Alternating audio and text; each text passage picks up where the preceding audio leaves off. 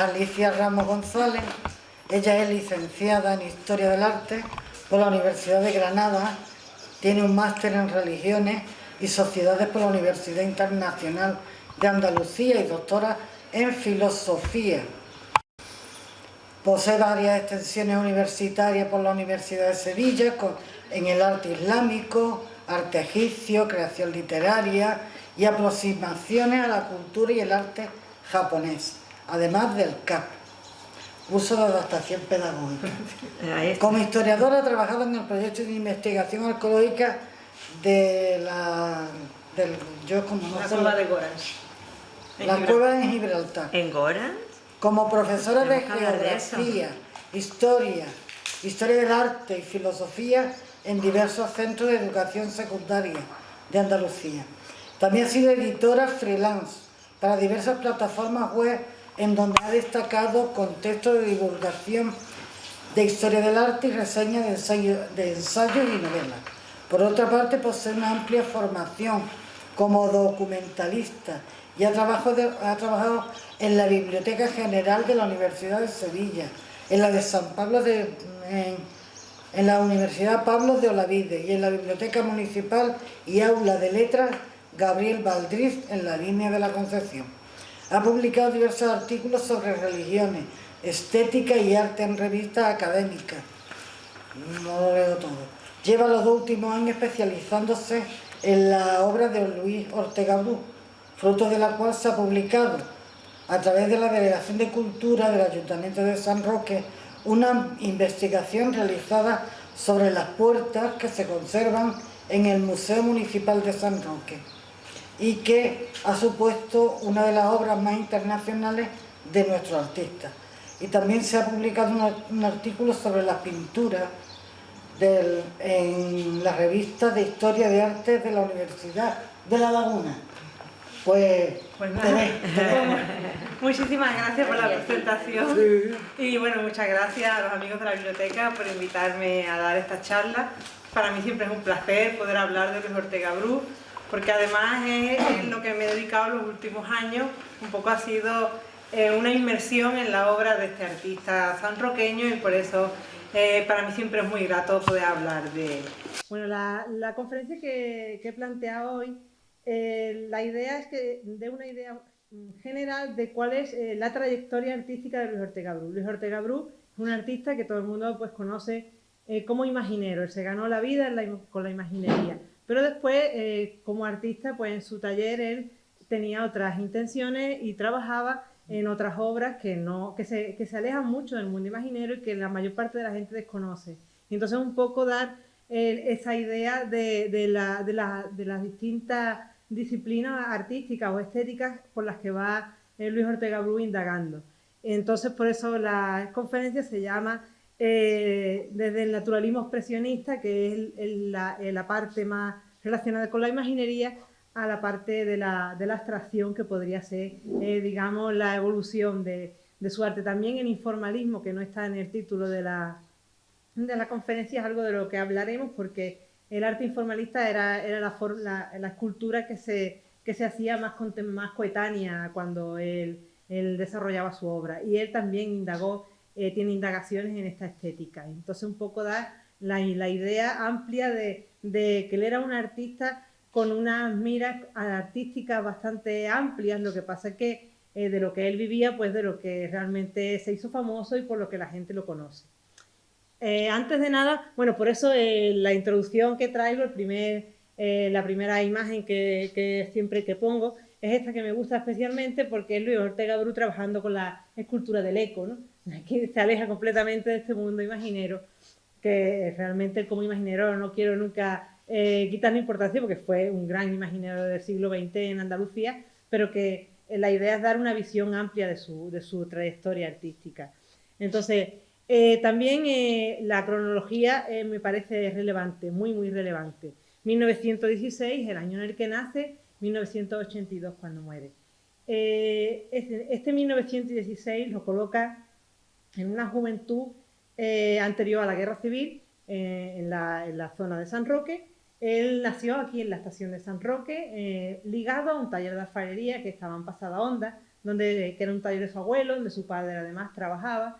Y es un taller, este momento de su infancia en San Roque y su conexión con el taller de alfarería, él lo recuerda con mucho cariño y con algo que para él es muy importante. Hay quien dice que la obra de un artista pues es la obra y que realmente la biografía no tiene tanta relevancia para analizar la obra en perspectiva con otras obras, pero a mí me parece que la obra del artista, la vida del artista marca su obra y la obra y la vida de Luis Ortega Bru y su obra están completamente enlazadas, no se pueden disgregar porque la experiencia de la guerra civil para él fue terrible y ahora un poco hablaré de eso. He traído un texto que es un texto que de una entrevista, esto es una frase que él dijo en una entrevista, ¿no? Dijo, de tanto trabajar, haciendo alusión a esa infancia en Pasada Honda, ¿no?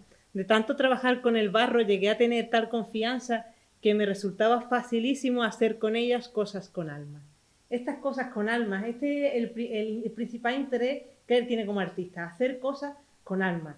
Él no repite en el mundo de la imaginería, además, que es un mundo muy trillado en el que desde que se establecen los tipos iconográficos en el siglo XVI se van repitiendo la misma forma. Él es un innovador, él quiere hacer cosas con alma, quiere hacer cosas que conmuevan a la gente y por eso esa obra imaginera es tan especial, porque a la gente nunca la deja indiferente. Su obra tiene una potencia que ya desde la infancia está diciendo, bueno, esto es una frase que dijo de adulto, ¿no? En la perspectiva que él tiene de su trayectoria artística, él que está haciendo cosas con alma, que está haciendo cosas que tienen significado, que no son obras vacías.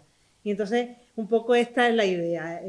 Después del taller de Pasada Honda, ¿no? Digamos, donde él comienza a usar el barro, quiero dar un poco una pequeña perspectiva biográfica, pues él comienza a estudiar en la Escuela de Arte y Oficio de la Línea, un año nada más, y en la Escuela de Dibujo de José Domingo de Mena también estuvo unos meses, creo, un verano o así, y después comienza la guerra. En 1936 él era muy jovencito y es el comienzo de la guerra civil. La guerra civil para él fue algo muy dramático y muy duro. En los primeros días de la contienda su madre desaparece, fue asesinada, nunca más se supo de ella. Entonces él pierde ahí a su madre, pero es que él fue al frente con su padre y estando en el frente, cuando la guerra acaba en el 39, la idea que les dan es que si no han cometido delito de sangre pueden volver a San Roque y ellos vuelven. Y aquello no fue así exactamente, su padre fue condenado a muerte y fusilado y él fue a la cárcel.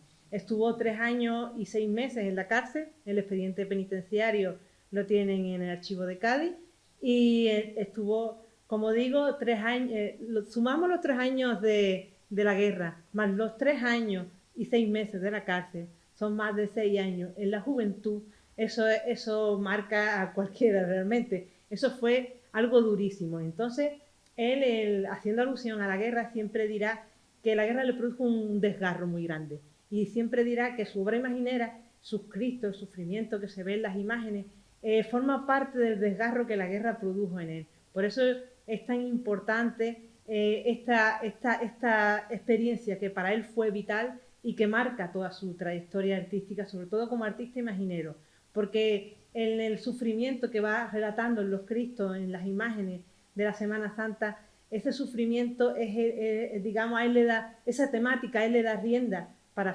hablar de su propio sufrimiento.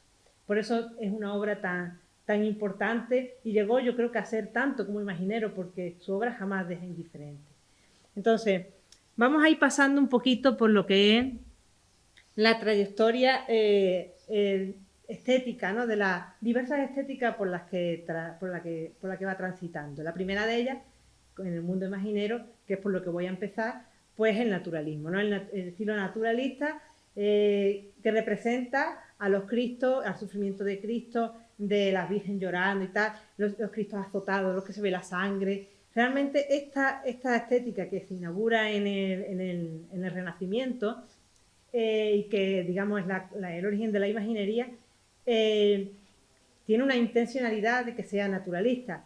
La intencionalidad es que este misterio de Cristo llegue por empatía a la gente que lo ve.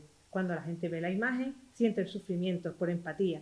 Entonces, interesa en el Renacimiento que estos Cristos sean de una forma naturales, que haya un estudio anatómico, que haya realmente sangre, mientras que en las épocas precedentes, por ejemplo en el gótico, es siempre, todas las esculturas de imaginería son muy, muy rígidas, ¿no? La Virgen mira para el frente, el niño está en las piernas, pero no mira a la madre no tiene una mirada maternal.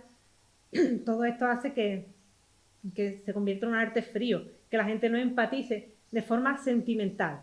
Y esto es un mensaje sentimental del cristianismo que comienza a acoger a la gente para que sienta el misterio de Cristo y el misterio del cristianismo desde el Renacimiento de una forma íntima, de una forma sentimental. Digamos que esto es un programa iconográfico, ¿no? Y esta estética es la que se impone en el Renacimiento. A partir del Renacimiento se va desarrollando en el Barroco, llega hasta el momento hasta el siglo XX, donde se va manteniendo en la Semana Santa este tipo de imaginería que sigue esta estética que es naturalista. Cuando Luis Ortega Bru se encuentra con esto, ¿qué es lo que hace? Aquí he traído unas cuantas imágenes. Y este es el Cristo de la Buena Muerte, este rostro primero. Ahí él, para conseguir esa estética naturalista, escoge el rostro de una persona que conoce del taller de Pasada Onda. Realmente él comienza a utilizar rostros de personas de verdad. Que cuando tú lo veas a alguien, que no veas un rostro que está idealizado, un rostro que no es de nadie, ¿no? Él utiliza rostros de personas, utiliza partes del cuerpo de personas. Para el Cristo de la Buena Muerte utilizó para las piernas de otra persona. Él, por ejemplo, en la Hermandad del Baratillo, creo que fue con Enrique Hernández Luique, que lo cuenta Enrique como una broma, de cuando lo conoció, le dijo, pues se conocieron, fue en una entrevista y le dijo, pues ponerse a posar, y puso a él y al amigo, a él lo puso a hacer de virgen en la postura y al amigo, el amigo era de virgen y él ya hacía del Cristo. Estaba tumbado sobre las piernas del amigo y al amigo ya lo llamaron para siempre la Virgen y el otro se quedó como el Cristo. Y en lo que estudiaba eran las posturas, y él iba haciendo bocetos de la forma y sobre todo con una intención de que fueran rostros, de que fueran cuerpos reconocibles y reales, que la gente pudiera identificarse. La otra imagen que vemos es la de la Piedad del Museo. La Piedad del Museo, que es una obra, la obra magna que hay aquí en el Museo de San Roque, porque en el Museo de San Roque hay un montón de piezas, pero son casi todas modelos intermedios. Tenéis que tener en cuenta que las hermandades encargan estas imágenes y él las vende, él vive de esto. Entonces las hermandades son las propietarias de la mayor parte de las imágenes que realiza Luis Ortega Bru. Pero en sus talleres y por parte de sus familias pues quedan bocetos, y estos bocetos que son modelos intermedios son muy muy interesantísimos para comprender cómo él estaba creando sus obras, pero son como digo, no son las imágenes terminadas, pero esta piedad sí que está acabada. Esta piedad está acabada porque si os fijáis, en la imagen quizá no se vea tanto, pero en el museo es una imagen de bulto redondo, exenta, en el que la Virgen pues tiene tallada los ropajes. Esto no es una imagen para procesionar o pensada para procesionar. Él la pensó para un concurso de escultura y no llegó ni a estar policromada, la policromó su hijo muchos años después. Con lo cual es una imagen, y además ganó un premio de escultura, pero es una imagen que no está pensada para procesionar porque pesa mucho. Y además cuando se procesiona una imagen hay que tener en cuenta que los pasos de Semana Santa son varias artes las que se imbrican, no lo hace todo un escultor. El escultor imaginero esculpe la imagen, pero luego están las bordadoras que trabajan todos los ropajes, está todo el proyecto del ebanista, está el proyecto del que hace los faroles, está lo de la cera, de las velas que también hacen, y realmente luego están las bandas de música, realmente engloba muchas artes y engloba muchas cosas. El imaginero no lo hace todo.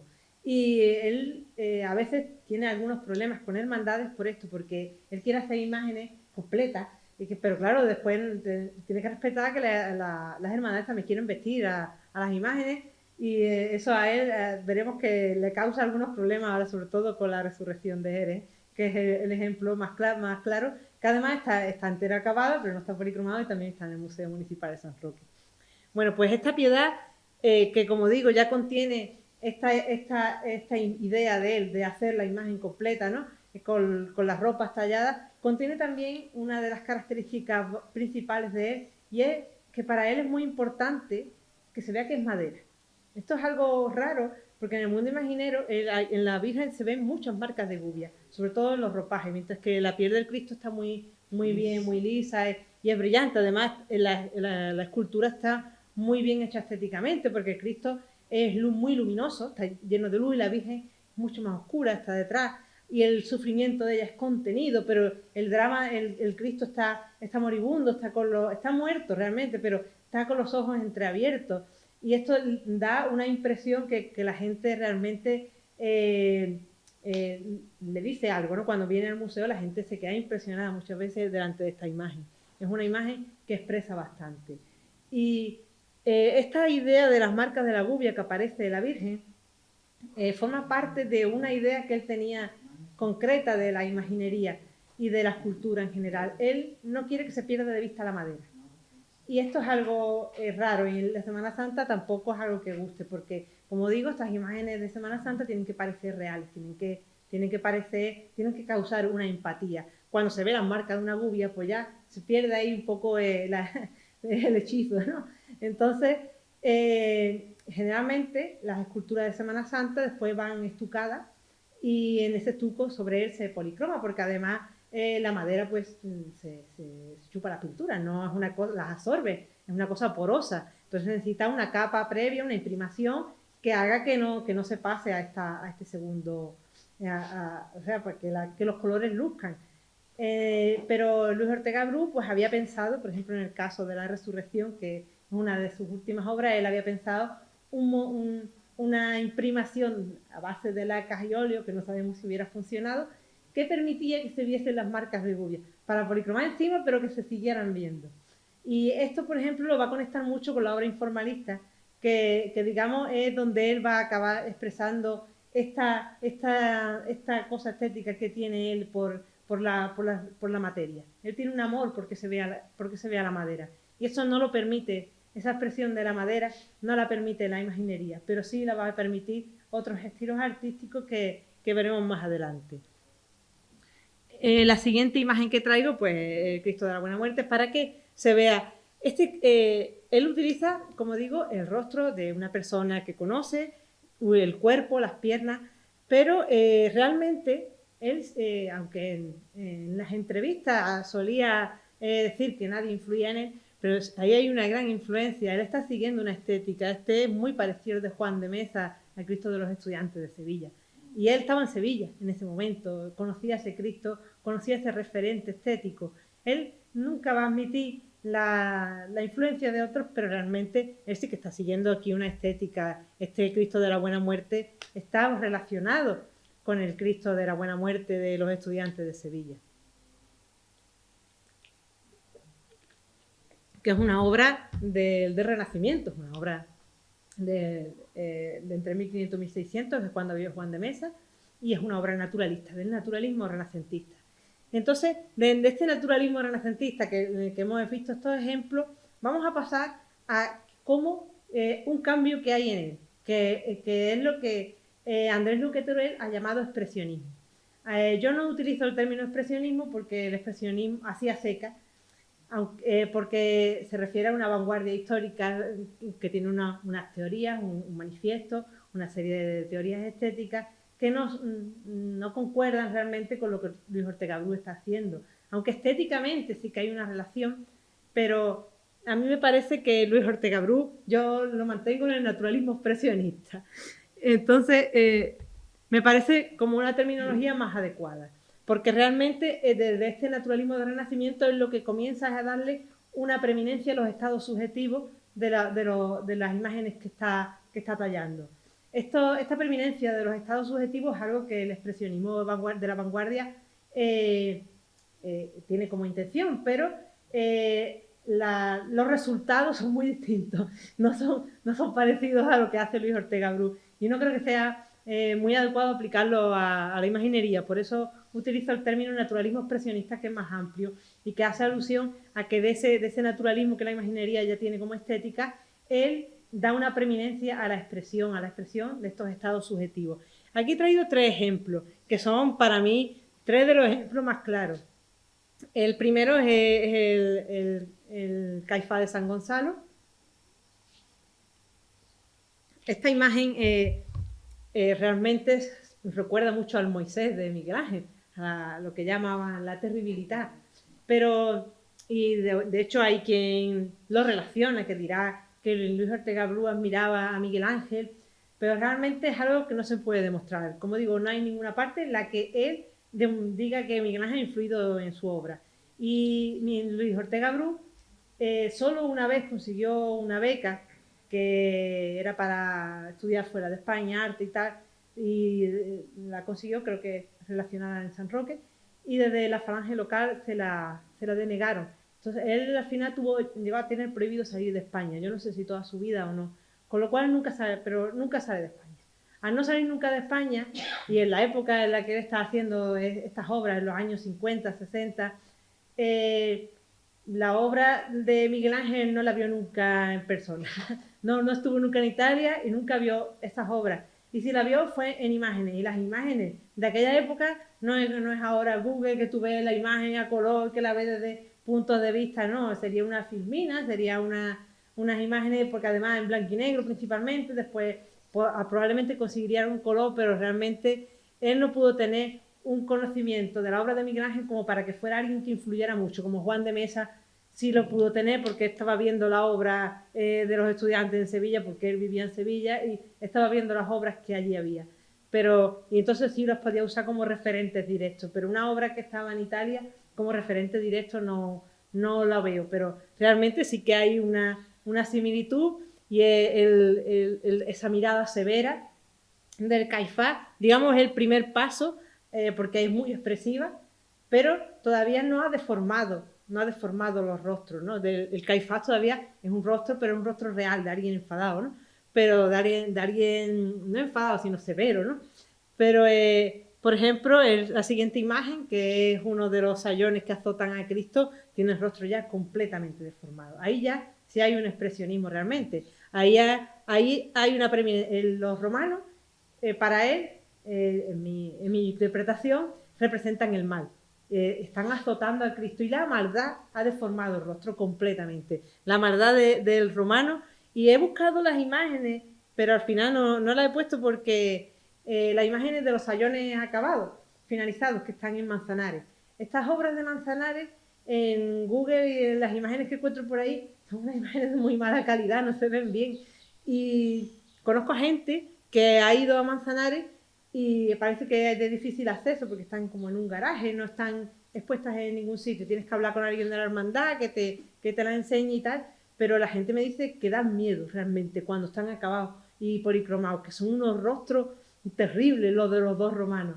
Y entonces, como las imágenes no se veía bien, pues he traído el del museo, porque el del museo realmente se ve bastante deformado y además se ve mucho más claro que las otras imágenes que no tenían tanta calidad.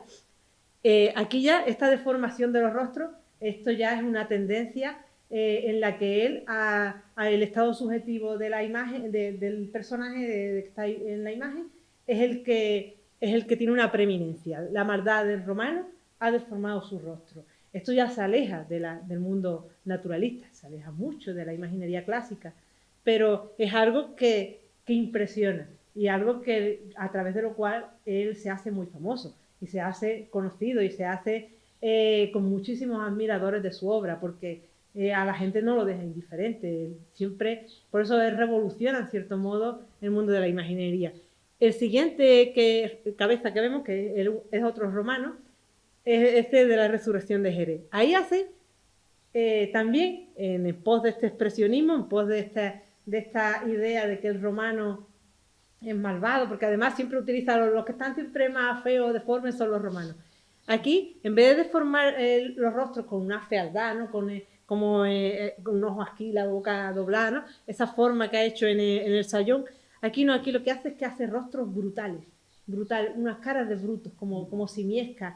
Y las manos y los brazos son pesadas, están como pegados a la tierra. Y ese rostro simiesco, haciendo alusión a alguien como no evolucionado, ¿no? Esta es la idea un poco que pretende los romanos como brutos, como personas ignorantes que no ven a Cristo, y sobre todo en el paso en el que está insertado, que esta es la composición, los tres romanos que están en un lado, ¿no? Y luego está el Cristo y el ángel. Estas son las imágenes. Pero ahí hay dos planos. El plano terrenal en el que los dos romanos están dormidos a la verdad de Cristo. Cristo está resucitando y ellos no lo están viendo, están dormidos a la verdad. Son pesados, tienen los brazos gigantes, y cae hacia el suelo, ¿no? Esos brazos que están cayendo en ese sueño al suelo, que además son muy pesados. Lo que están haciendo es una idea de lo apegado a lo terrenal, apegado a la tierra, la ignorancia del que no ve, del que está dormido a la verdad, y representa un plano terrenal frente al fondo, que hay un plano celestial, ese plano celestial en el que está el Cristo y el ángel, que los dos son estéticamente bellos, que caminan con un pie hacia adelante, en una postura de victoria, y que, digamos, se contrapone a ese plano terrenal, un plano celestial que está contrapuesto al terrenal. Ahí está creando una escenografía. Luis Ortega Bru, cuando hacía conjuntos, creaba estas escenografías que tenían una intencionalidad. Este paso que hizo para la Hermandad de Jerez es uno de estos pasos ejemplos que la Hermandad al final no llegó a un acuerdo con él, y es un ejemplo un poco de esta idea. Aquí él quería que se vieran las marcas de gubia, que se ven cuando se va al museo, y si te fijas se ven. Y después los tres romanos están vestidos, cuando en los pasos los romanos suelen vestirse con unas armaduras. Total, y el Cristo igual, tiene todas las ropas talladas, con lo cual ha tallado todo. Aquí no hay trabajo para otros artistas de la tela ni de vestir las imágenes, porque son imposibles de vestir. Hasta los cascos, hasta el casco está tallado. Entonces, realmente, además tiene un tamaño monumental, un tamaño enorme, que los hacen muy, muy pesados. Son imágenes muy pesadas, que yo creo que para un paso excesivo. Pero sí que es una obra magna y una obra pensada como él pensaba sus expresiones artísticas, que está realmente muy meditado. Él está creando esos dos planos. Cuando en el museo hay un paso pequeñito, así de barro, que es la muestra que hace a la hermandad. Y ahí ya, en ese, que es una coronación de Cristo, la coronación de espina me refiero, está el Cristo, está ya la escena con los romanos brutales, el Cristo todo en chiquitito en barro. Él trabajaba muy bien el barro, es muy interesante de ver, y eso es lo que él presenta a la hermandad, y ahí ya ha creado toda la escenografía. Y si la hermandad pues la quiere, pues entonces él la desarrolla. Pero él trabaja siempre, si trabaja grupos de imágenes, trabajando con una escenografía pensada y que sea impresionante. Esa de la que está en el museo pequeñita, no sabemos ni siquiera qué hermandad se la pudo ofrecer, pero si la hubieran cogido, sería la primera coronación de Cristo con la coronación de las espinas, en la que el Cristo está levantándose. En todas esas es el Cristo de la Caña, realmente, siempre está el Cristo sentado. No hay ninguna en España que esté de pie hasta los años 90, 96 o por ahí, que ya hay una que está el Cristo de pie, pero esta es única porque el Cristo lo que está es levantándose, pero está más de pie que sentado. Y eso era iconográficamente algo muy extraño. Pero Luis Ortega Bru sí que conocía las iconografías, y esto es algo que se me ha pasado de decir cuando estamos viendo la biografía. Cuando acaba la guerra, él se va a trabajar a Sevilla, y en Sevilla comienza a trabajar en los talleres de Artegranda. Talleres de Artegranda tenían una larga trayectoria desde finales del siglo XIX, y en los talleres de Artegranda sí que se establecen tipos iconográficos. Son muy, muy cuidadosos con las iconografías. Y entonces, digamos, ellos en España son como los grandes maestros de que se mantenga esta iconografía que se está transmitiendo desde el Renacimiento en el mundo del cristianismo, con lo cual dentro de los talleres de arte grande él tuvo que aprender muchísimo sobre iconografía porque las conocía muy bien y probablemente en el taller lo hubieran formado y tenía una buena formación en este campo. Después de Sevilla, él se fue a vivir a Madrid y en Madrid estuvo unos años y después volvió a Jerez, más o menos está en la trayectoria, y al final murió en Sevilla. En Jerez solo vivió un año. Y esta es un poco la trayectoria. Cuando veamos la parte de las vanguardias, hablaremos un poco más de su estancia en Madrid, porque ahí sí que hay ya otros referentes estéticos y otras obras de arte con las que él entra en contacto en el mundo de Madrid. Otro, que este lo he traído, este es el éxodo de aquí de San Roque, para que veamos un poco ya, esto ya es otra estética, esto ya no es imaginería, pero sí que es esa escenografía que nos lleva a la imagen anterior de la que os hablaba. Esta es escenografía en la que trabajar realmente una escultura, un cuadro, que realmente cualquier obra de arte, con muchísimos personajes, eso es complicadísimo. Hasta una novela. Si tú le pones 20 personajes o 30, ya no, se te va de las manos. Pues que todos estén integrados en la obra es algo muy valioso y es algo que Luis Ortega Bru realmente dominaba.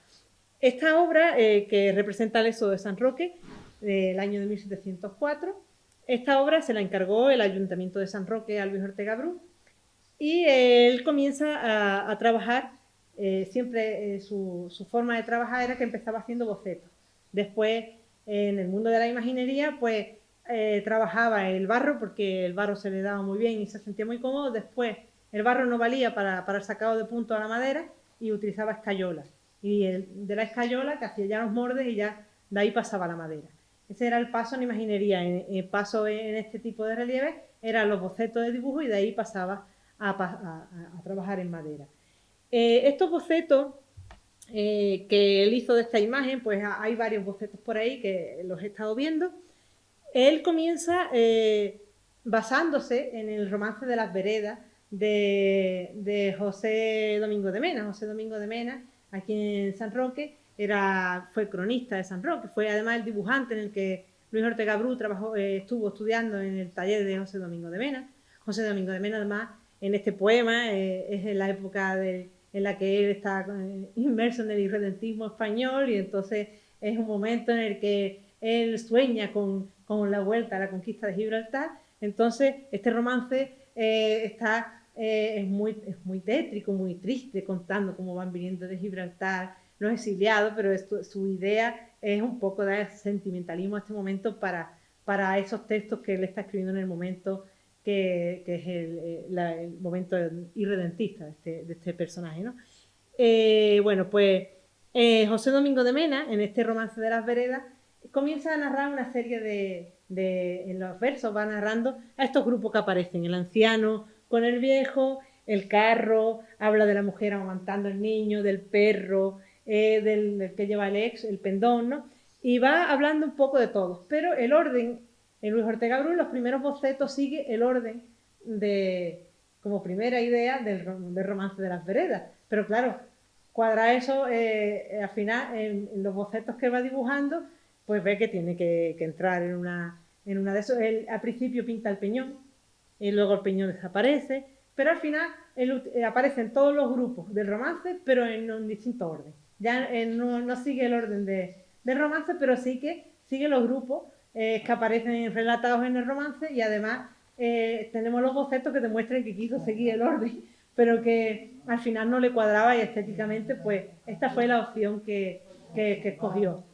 Bueno, un poquito la idea de la representación de este momento en 1704, un poco lo introduzco por si alguien no lo conoce, pero bueno, sobradamente conocido en San Roque. 1704 es el año en el que, fruto de una guerra que era una guerra civil, pero con unos tintes internacionales, una flota anglo-holandesa se posiciona en el peñón y a la población civil le dice que la población civil, al ver que va a entrar las tropas, pues decide salir de San Roque.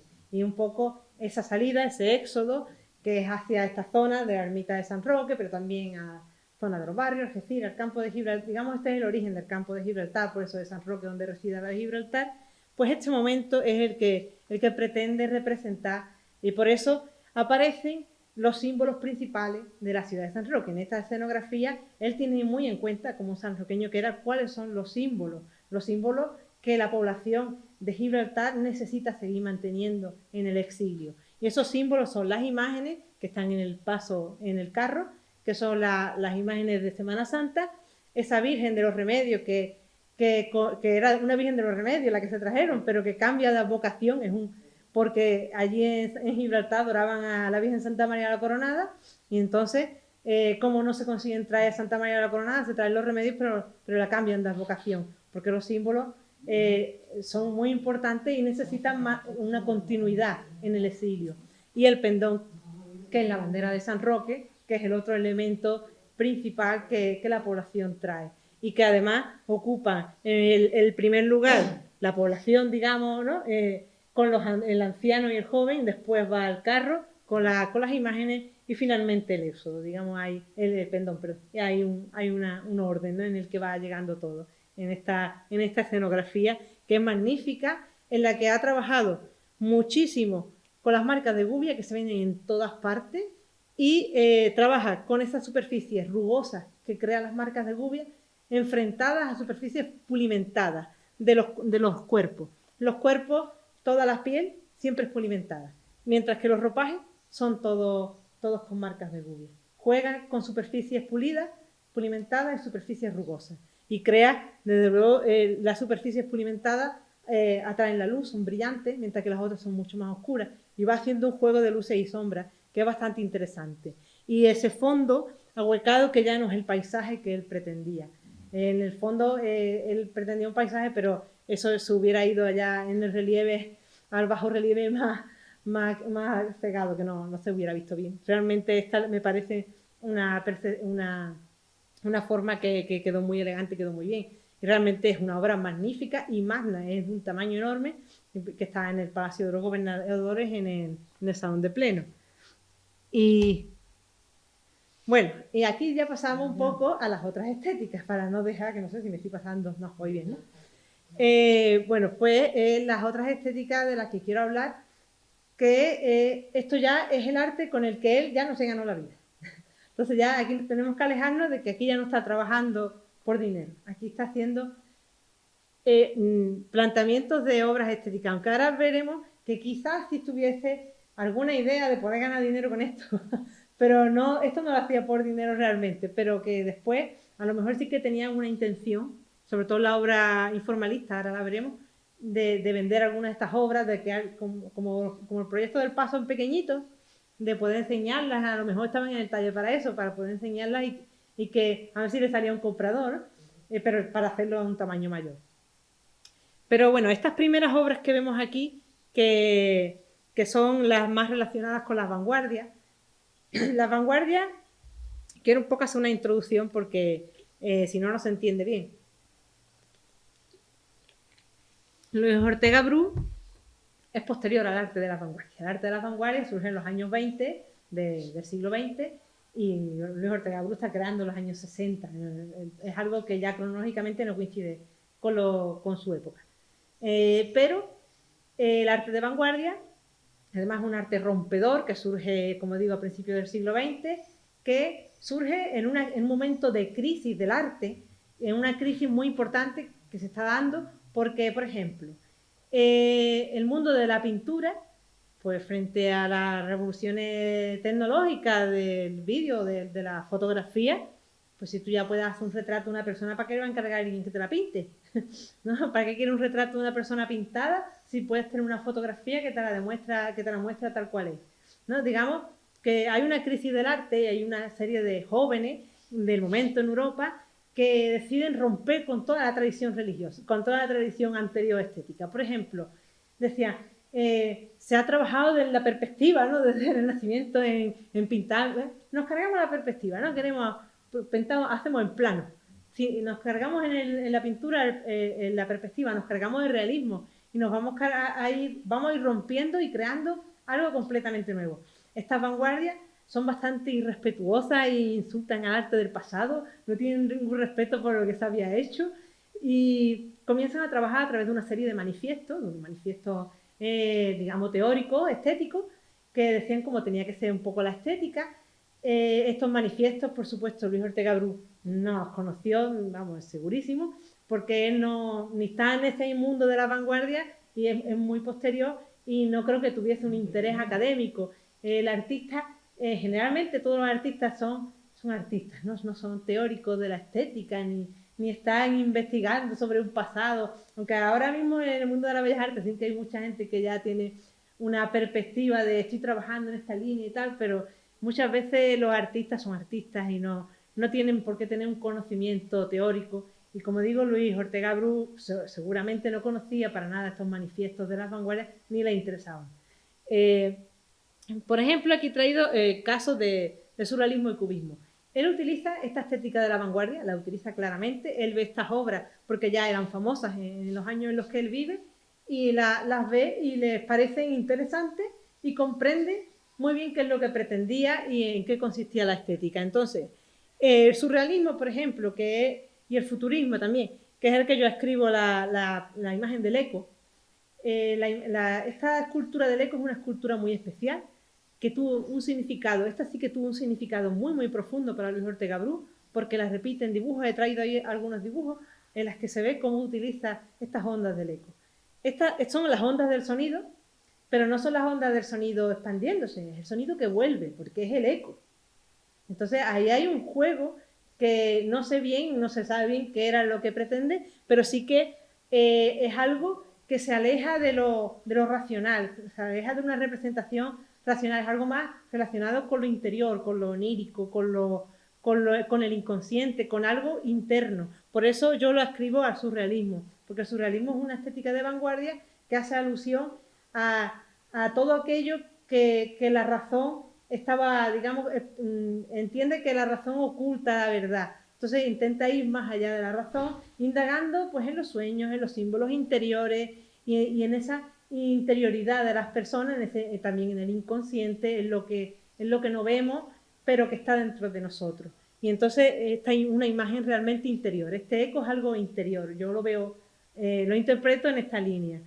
Las otras dos imágenes, que son una Virgen y un Cristo, son claramente cubistas. Están aquí ya, la perspectiva en el cubismo desaparece, comienza a representarse las imágenes de distintos puntos de vista, de frente, de lado. No, los rostros se ven de frente, de lado, desde arriba, desde abajo, realmente se pierde la perspectiva y aparecen los distintos puntos de vista, ¿no? Y también se geometriza las imágenes, se vuelven facetas. Y entonces, pues, el Cristo, por ejemplo, está dividido en una faceta. Este Cristo fue se lo encargó a alguien como un regalo de Navidad o algo así. Al final no, para los trabajadores, algo así era. Y fue un proyecto, pero al final no se llevó a cabo, pero sí que la estética es claramente cubista.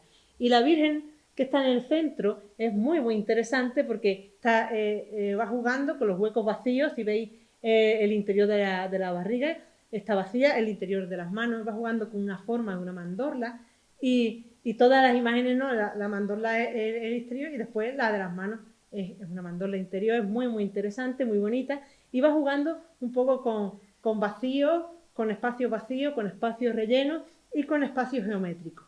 Entonces, pues también se escribe esta estética, pero él está usando esto, él no pretende hacer algo cubista, él está usando este arte de la estética como medio para expresar lo que en ese momento quiere hacer. De hecho, la Virgen y el eco son imágenes que ni fueron encargos que sepamos ni nada, estas son imágenes que él hizo porque quiso. Yo sé que el Cristo sí que respondía a una intención económica, pero las otras imágenes no. Y luego el futurismo fue otra de las vanguardias. Esta sí, esta imagen, esta pieza sí que la hizo con una intención económica. El futurismo es una vanguardia que pues pretende introducir en la estética de lo que, pues en la estética del arte, en las máquinas. Si ya tenemos máquinas, ¿por qué no representarlas? No, nos vamos a estar haciendo paisajes como si fuera hace 40 años, 50 años donde no hay coches, ¿no? Ahora tenemos que meter los coches. Y en las máquinas, pues ellos pretenden representar las máquinas y las máquinas traen la velocidad. Entonces, velocidad, máquina. Entonces, aquí la moto tiene un facetado cubista, pero la moto se está dividiendo y a través de la velocidad la máquina y el hombre se fusionan, el motorista y la máquina están fusionados en una misma cosa a través de la velocidad que ha deformado completamente la estructura de la moto y la máquina. Y entonces, y también aquí las marcas de la gubia están en toda la superficie. Esto fue un encargo para la tienda de motos Cantó, estaba en la entrada de la tienda de motos. Y después de cuando la tienda cerró, yo no sé qué, pues se la dieron a Enrique Hernández Luique, que es de la colección de la Fundación Luique. Y entonces es una imagen bastante interesante, que realmente aquí sí es futurista, es claramente futurista. Pero, como digo, Luis Ortega Bru no ha tenido una intención, realmente ha utilizado la estética futurista porque dice, eso me viene muy bien para representar una moto para una tienda de motos. Entonces, él, digamos, está siendo utilitario con lo que las vanguardias han producido y está usando esa estética, pero no podemos ascribir a Luis Ortega Bru en ninguna de esas vanguardias. Él vive en otra época, muy posterior, y está utilizando el arte previo pues para las cosas que le interesan. Y de ahí vamos al mundo de la abstracción. El mundo de la abstracción ya se aleja de lo figurativo, ya va mucho más allá de lo figurativo ha desaparecido. El arte abstracto ya tiene una intención en que las formas geométricas, los colores, pueden impresionar, pueden hablar, pueden decir. Y entonces está más alejado. He traído un texto de Kandinsky que me gusta, porque es un poco, digamos, habla de lo que pretende la abstracción. Dice, la forma, aun cuando sea completamente abstracta y se reduzca a una forma geométrica, posee en sí misma su sonido interno. Es un ente espiritual con propiedades identificables a ella. Entonces el arte abstracto comienza a buscar en los colores, por ejemplo, un color que alegra, un color que entristece, un color, ¿qué es lo que dicen los colores?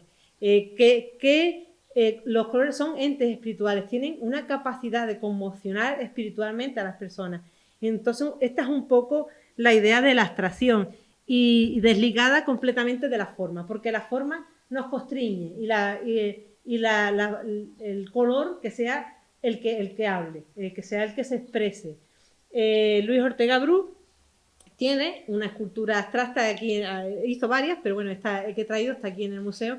Me gusta especialmente porque es un cubo, está pintado las cuatro caras del cubo, también está pintado arriba y abajo, y estas geometrías de cubos, ¿no? que van como por unos canales hacia arriba y hacia abajo, y que además, luego he traído otro que es una pintura abstracta, en el que también se ven estas formas geométricas, azules y amarillos, esos tonos que los usa siempre en todas este tipos de pinturas, son muy interesantes y comienzan siendo paisajes de Madrid. Yo lo tengo cada vez más claro porque Luis Ortega Bru, en la época que está en Madrid, la época en que Luis Ortega Bru está en Madrid es en los años 60.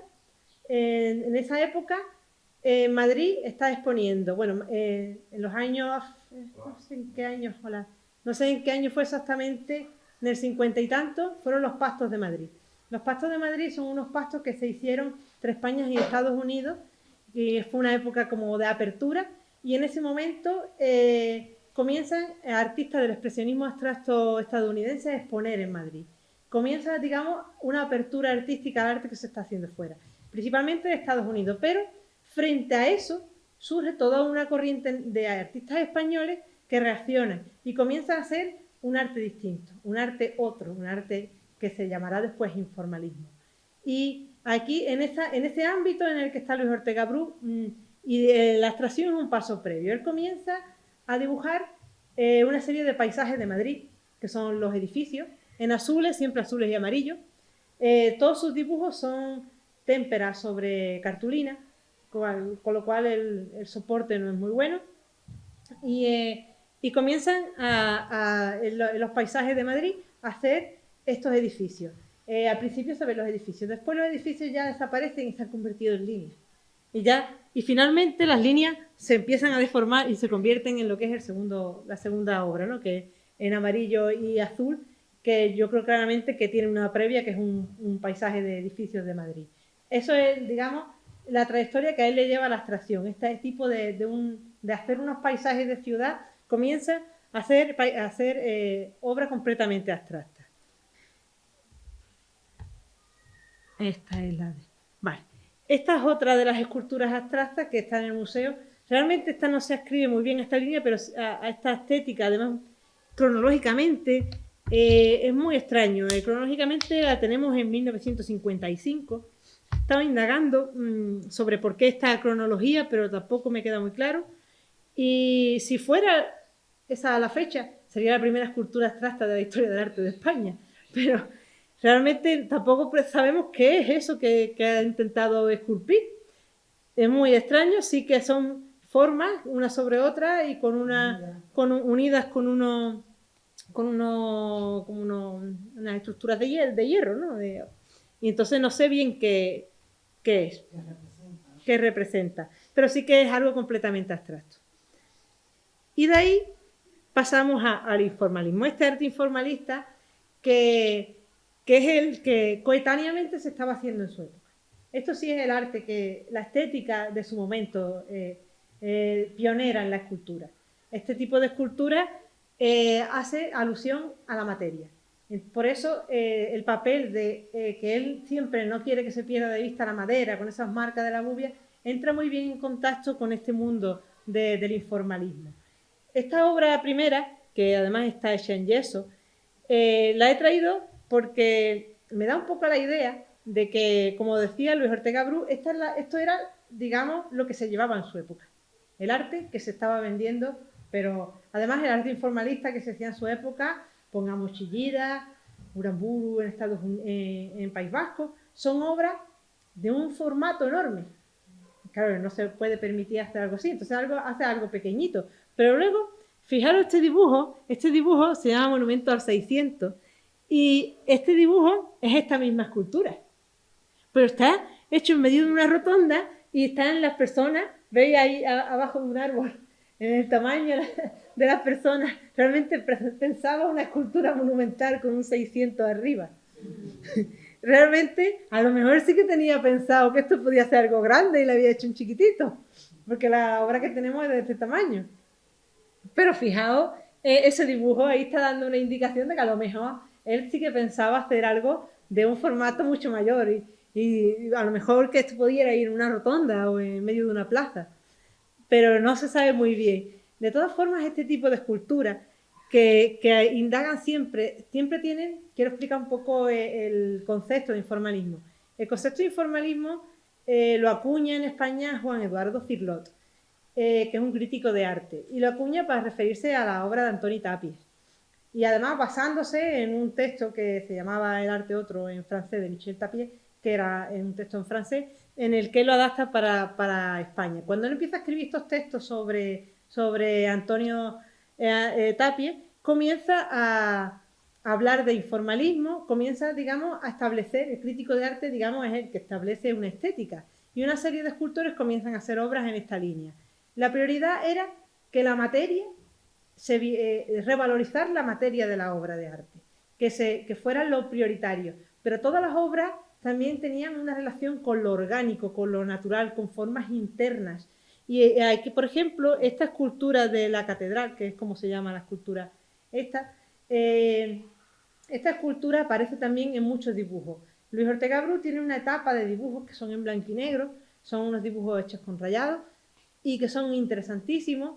Y en esos dibujos sí que son unos dibujos muy relacionados con el drama de la guerra, porque el texto siempre los títulos que les pone la huida y hay la desolación, la guerra, ¿no?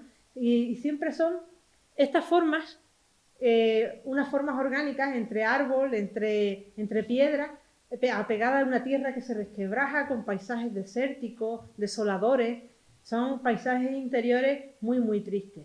Y estas imágenes estas esculturas informalistas transitan en esos dibujos, salen de ahí, de esas formas entre orgánicas, entre vegetales que están ancladas a la tierra y que quizás haga alusión a las personas, al sufrimiento, ¿no? Lo que está anclado, digamos, al interior de Luis Ortega Bru. He traído aquí algún texto de Eduardo Cirlot, un poquito para que se vean las características, ¿no? Como él definía o como él entendía el informalismo. Hacia 1950 los principios del informalismo en sus modalidades distintas, orientadas al uso de la materia, de la simple mancha, del chorreado, de la yuxtaposición de elementos tomados de la realidad, y aquí utiliza, habíanse desarrollado ya plenamente, ¿no? Y en estos elementos tomados de la realidad utiliza maderas viejas, chapas de hierro oxidado, cortezas de árbol, telas, papeles, son formas de cosas de la naturaleza que se usan para hacer obras de arte, que se usan para hacer ensamblajes de esculturas. Las esculturas de Luis Ortega Bru hay algunas que no están expuestas, pero que las he visto en algún catálogo, en las que utiliza huesos de animales o conchas y las mete dentro de estructuras de barro.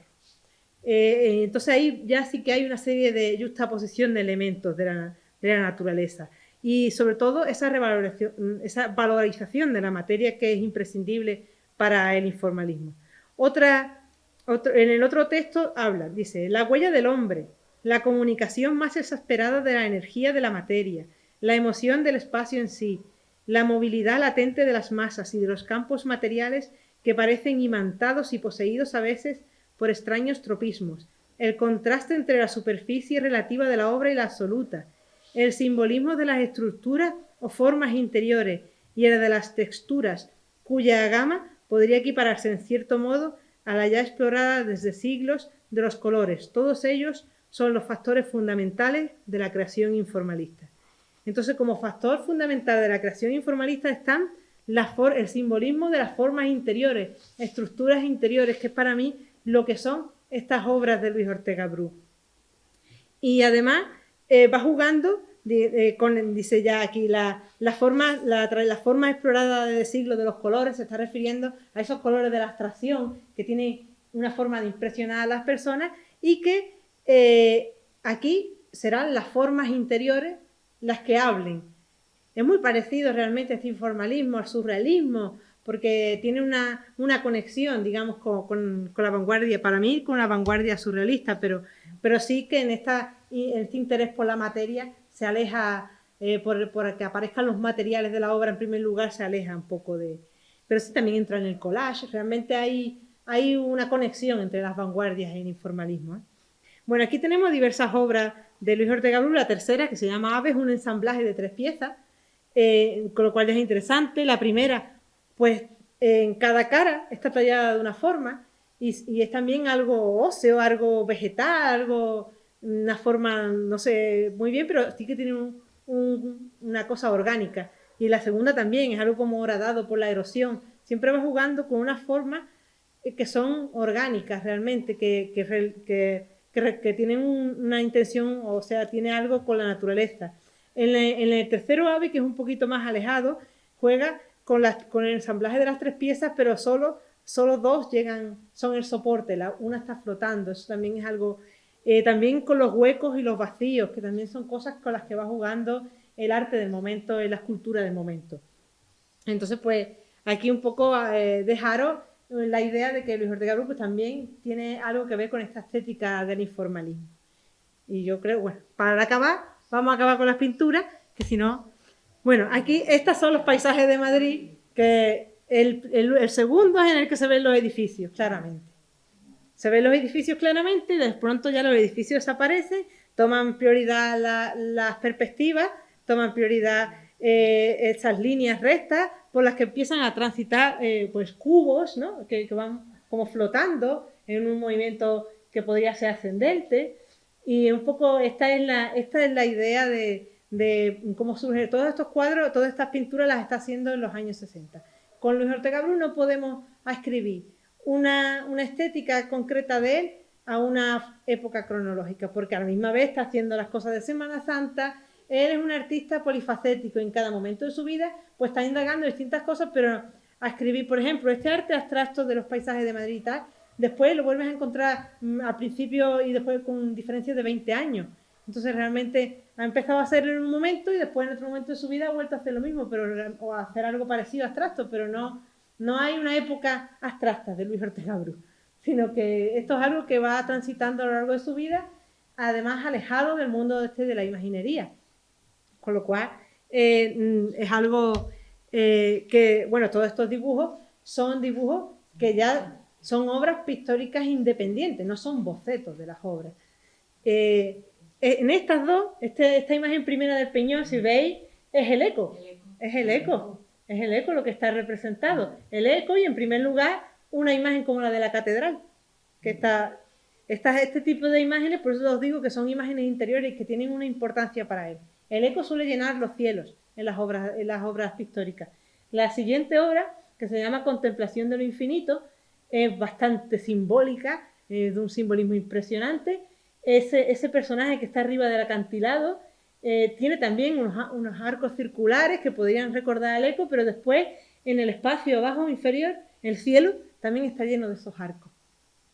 El sonido que reverbera, no sé si es la verdad de Cristo, o no sé bien a qué hace alusión, pero sí que es algo interior y que es una imagen que para él tenía una gran importancia simbólica y personal. Aquí estamos ya en el ámbito de lo más íntimo de Luis Ortega Bru, y además esto seguro que esto sí que no lo hizo, son cosas que hacía por propio interés. Esto no lo hizo para vender ni con ninguna intencionalidad, simplemente era un medio de expresión de su sufrimiento interno, de su vivencia, de sus experiencias vitales y de sus inquietudes artísticas, porque aquí también hay un interés por la representación artística. Y la última, digamos, que traigo, sí, porque ya son las 7:30, es la del Éxodo. Pero este boceto, este no es el boceto. Los bocetos que él hace, que manda, porque algunos de ellos los manda aquí al ayuntamiento para que le den el visto bueno, son a lápiz. Y aquí no ha hecho nada a lápiz, esto ya es una obra pictórica independiente que no es un boceto en sí. Esto es basándose en la escultura que él ha hecho del eco o que tiene planteado hacer, pues hace este dibujo. Este dibujo, además, que si os fijáis, además que tiene el peñón, es interesante ese personaje con los brazos abiertos que está en el fondo del cielo, que es bastante interesante, que podría ser Cristo, no sé lo que es, y esos círculos concéntricos que están en el cielo, que también hacen alusión al eco y que tienen espinas, son coronas de espinas. No sé, también puede ser, yo creo que sí, que es como unas coronas de espinas que hace alusión al sufrimiento del pueblo que en el exilio o algo así. No sé, podría interpretarse en esa línea, pero eso ya es interpretación artística realmente, no es una forma de ver la obra, pero es bastante interesante. ¿Cómo pone al fondo el peñón y se ve ahí? Sí. Muy bien. Y es muy bonita este dibujo. Un colorido. Y siempre utiliza estos colores, azules, amarillos, no se sale verdoso, algunas veces rosado, no se sale mucho de la gama. Pero después tiene, en sus creaciones pictóricas, tiene cosas muy, muy distintas. Tiene unos paisajes de ciudades que son más relativos, o yo los interpreto más como fauvistas, y que son paisajes de ciudades siempre desiertas. Son muchas ciudades, calles, los árboles, las calles vacías, pero nunca hay nadie nunca caminando, siempre son ciudades vacías. También son muy interesantes, pero ya esto se nos va un poco. Yo espero ya con esta verdad un poco una imagen bastante, digamos, amplia de la trayectoria artística por las estéticas que ha transitado Luis Ortega Bru. Bueno.